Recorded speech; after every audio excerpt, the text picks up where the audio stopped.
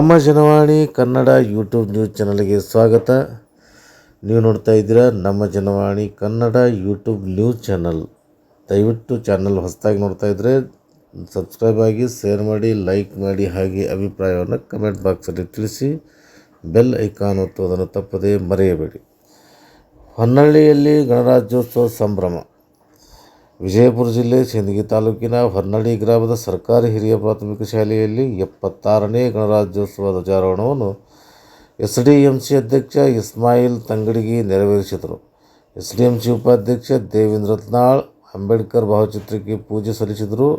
ಈ ವೇಳೆ ಬಂದಗಿ ಸಾಬ್ ತಾಳಿಕೋಟೆ, ನಿವೃತ್ತ ಬಸ್ ಚಾಲಕ ಮೊಹಮ್ಮದ್ ಗಡಾಗಂಜ್, ಪತ್ರಕರ್ತ ಮಲ್ಲು ಕೆಂಬಾವಿ, ಕಾಸಿಂ ಸಾಬ್ ಆಗಸಿಮನಿ, ಆನಂದ್ ಕೂಡ್ಗಿ, ಮಶಾ ಕಿಜೇರಿ, ಸೋಮು ಕಾಟಿ, ರಾಜು ಅಗಸಿಮನಿ, ಮುಖ್ಯ ಗುರು ಎನ್.ಆರ್. ಬಡಿಗೇರ್, ಶಿಕ್ಷಕರಾದ ಕಮಲಾಬಾಯಿ ಸಜ್ಜನ್, ಸಂಜಯ್ ಯಳಸಂಗಿ, ಪ್ರಕಾಶ್ ತಳವಾರ್, ಡಿ.ಎಸ್. ಕಾಕಡ್ಕಿ, ಎಚ್. ಬಾಹುಬಲಿ, ಜೈನ್ ಬನ್ವಿ, ನಾಯ್ಕೋಡಿ ಸೇರಿದಂತೆ ವಿದ್ಯಾರ್ಥಿಗಳು ಮತ್ತಿತರರಿದ್ದರು. ಈ ವೇಳೆ ನಿವೃತ್ತ ಬಸ್ ಚಾಲಕ ಮೊಹಮ್ಮದ್ ಗಡಾಗಂಜ್ ಮಕ್ಕಳಿಗೆ ನೋಟ್ಬುಕ್, ಪೆನ್ ವಿತರಿಸಿದರು.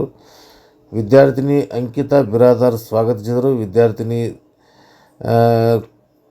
ಕೃಕಶ ತಾಳಿಕೊಟ್ಟಿ ನಿರೂಪಿಸಿದರು. ವಿದ್ಯಾರ್ಥಿನಿ ಸಾಕ್ಷಿ ಹಡಪದ್ ವಂದಿಸಿದರು.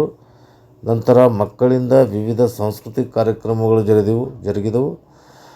ಅಸಂತಾಪುರದಲ್ಲಿ ದೇವರಹಿಪ್ಪರಗಿ ತಾಲೂಕಿನ ಅಸಂತಾಪುರ ಪ್ರಾಥಮಿಕ ಕೃಷಿ ಪತ್ತಿನ ಸಹಕಾರ ಸಂಘದ ನೂತನ ಅಧ್ಯಕ್ಷ ಬಸನಗೌಡ ಪಾಟೀಲ್ ಧ್ವಜಾರೋಹಣ ಮಾಡಿದರು.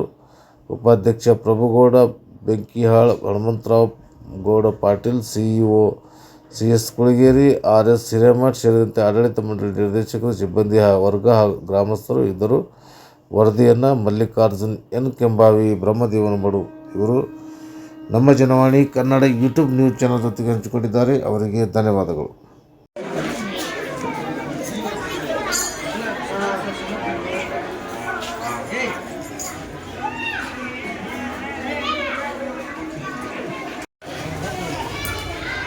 ಶಾರ್ಟ್ ಮಾಡಲಿ ಅಂದರೆ ಎರಡು